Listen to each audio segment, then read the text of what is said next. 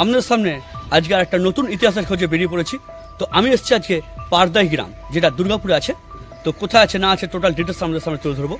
তো বন্ধুরা দেখতে পাচ্ছেন এই অশ্বত্থ গাছের নিচে শিব মন্দির, বহু পুরনো শিব মন্দির। এই শিব মন্দিরের যে আশ্চর্যজনক গঠনশৈলী সেটা আমরা দেখতেই পাচ্ছেন। একটা বহু পুরনো, কত বছর পুরনো সেটা কিন্তু এখানকার মানুষরা জানে না। তো এত পুরনো গাছের নিচে এই শিব মন্দির, শিবলিঙ্গটাও আপনাদেরকে দেখিয়ে দেবো। তো বহু পুরনো একটা গাছ, তার মধ্যেখানে আছে এই শিব মন্দির।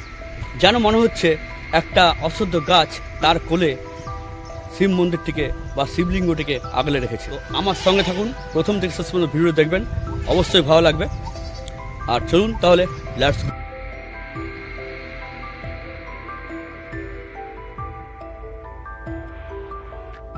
বন্ধুরা, আজ আপনাদের আনুমানিক 800 বছর পুরনো একটি ঐতিহ্যবাহী শিব মন্দির দেখাবো। এই মন্দিরটি রয়েছে একদম আপনাদের হাতের কাছে। এই মন্দিরের যে মনোমুগ্ধকর গঠনশৈলী তা আপনারা একবার হলেও দর্শন করে যেতে পারেন। এই মন্দিরের কিন্তু একটা অলৌকিক ক্ষমতা রয়েছে। এখানকার মানুষজনের কাছে শুনলাম এই মন্দিরের চূড়ায় আছে একটি ত্রিশূল, যেটি বহু বছর আগে বিশেষ বিশেষ তিথিতে ঘুরত। এখানকার বৃদ্ধ মানুষ সেই বাবার অপার মহিমা সচক্ষে দেখেছেন। এছাড়াও আরেক আশ্চর্যজনক ব্যাপার হলো, যা আপনারা এই মুহূর্তে দেখতে পাচ্ছেন, তা হলো এই শিব মন্দিরটিকে অশ্বত্থ গাছটি তার কাণ্ড দিয়ে চারিদিকে ঘিরে রেখেছে। চলুন আমরা এই মন্দিরের ভিতরে প্রবেশ করি। এই মন্দিরের গঠনশৈলী গম্বুজাকৃতি। বাবা দেবাদিদেব মহাদেবের শিবলিঙ্গটিকে ঘিরে রেখেছে একটি নাগ। মন্দিরের সামনে বিরাজ করছেন শিব ভক্ত নন্দীজি। এলাকাবাসীর কথায় এই মন্দিরটি আগে পোড়া মাটির ইটের তৈরি ছিল। তো বন্ধুরা, আপনারা এই মুহূর্তে দেখতে পাচ্ছেন যে শিবলিঙ্গের ওপরে ক্ষয়ে যাওয়ার দাগ। তো আমরা এর থেকে এটা অনুমান করতে পারি যে এই শিবলিঙ্গটি বহু বছরের পুরনো।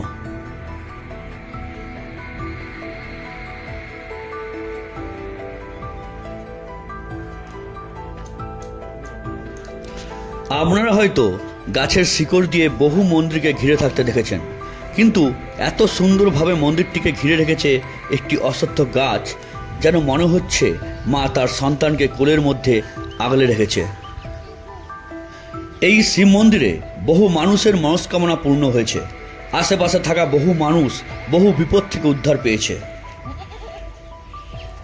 সব থেকে বড় ব্যাপার হলো, এই গাছের ডাল মাটিতে ভেঙে পড়া সত্ত্বেও কোনো মানুষ বা জীবজন্তুর এইখানে কোনো ক্ষতি হয়নি। এই যে অশ্বত্থ গাছটার নিচে যে মন্দিরটা, ঠিক আছে, তো এইটা দেখছি যে মানে আপনারা কি ছোটবেলা থেকে এটা দেখছেন, তাই তো? ছোট থেকে দেখছি। তো দাদু বা বাবার মুখে শোনেনি যে কত বছর?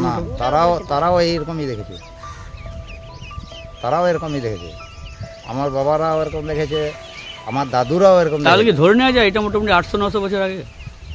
তা 105 বছরের একজন ছিল, সে বলতে পারে না। সেও বলতে পারেনি? সেও ছোট থেকে দেখছে? সে ছোট থেকে দেখছে।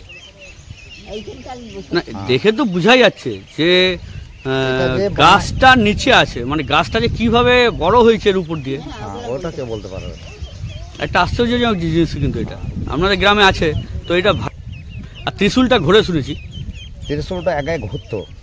আগে ওই যখনই ওর পুজোর ইয়েটা আসতো তখনই কিন্তু ঘুরতো। আর শিব মন্দিরের নামটা কি? এটা শিব মন্দির, পারদাই গ্রাম শিব মন্দির। শিব মন্দির বলে? হ্যাঁ। মানে আমরা কবে, আপনি দেখেছেন ঘোড়াটা? না, আমরা দেখিনি। ত্রিশূলটা ঘোড়াটা দেখেন না, আমার দাদুরা দেখেছে। আচ্ছা, তখন অলৌকিক সম্পূর্ণ একটা জিনিস ছিল। হ্যাঁ, আমার দাদুরা দেখেছে। তখন বলতো ওরা যে এটা ওর যখন পুজোর টাইম আসতো তখন ও ঘুরতো। ত্রিশূলটা কি এখন দেখা যাবে? ত্রিশূলটা দেখা যায়। ঠিক আছে, দেখছি। ঠিক আছে, ধন্যবাদ। আপনার নাম কি? তপন বাউরি। তপন বাউরি, এইখানে থাকেন তাই তো? ঠিক আছে। মানে আপনারা পুজো টুজো করেন? হ্যাঁ। ব্রাহ্মণ আছে? হ্যাঁ, ব্রাহ্মণ আছে। ব্রাহ্মণ কখন আসে? ও আসে তোমার সকালে একবার পুজো করে চলে যায়। আর সন্ধ্যেবেলায়? আর সন্ধ্যেবেলায় করে। বিশাল মানে তেঁতুল গাছও দেখতে পাচ্ছি এখানে। হ্যাঁ, অনেক কিছু গাছ। অশ্বত্থ গাছ তো আছেই। প্রচুর গাছ এটার উপরে। ডালগুলা তো আরো ছিল, ডাল অনেক লম্বা লম্বা ছিল। দেখছি আপনারা রং টং করেছেন, হ্যাঁ। আর রং করার আগে এটা কেমন অবস্থা ছিল? চুন এটা তখন এই মাটি ছিল, মাটির মতো ছিল, হ্যাঁ। মানে পুরনো মন্দির যেটা বলে। হ্যাঁ একদম পুরো, মানে এই মন্দিরটা এরকমই ছিল তোমার, খালি এগুলা পুরো মাটি, এগুলো তো বানানো হয়েছে কিছুদিন আগে। হ্যাঁ, দেখে বুঝা যাচ্ছে কিছুদিন আগে এটা বানানো হয়েছে, হ্যাঁ। কিন্তু মন্দিরটা কিন্তু প্রচুর বহু পুরনো, ওটা বলতে পারবো না আমরা। কারণ এটা একটা আশ্চর্যজনক জিনিস। আমার বাবা দাদুরা বলতে পারে নাই, তাহলে আমরা কি করে বলবো?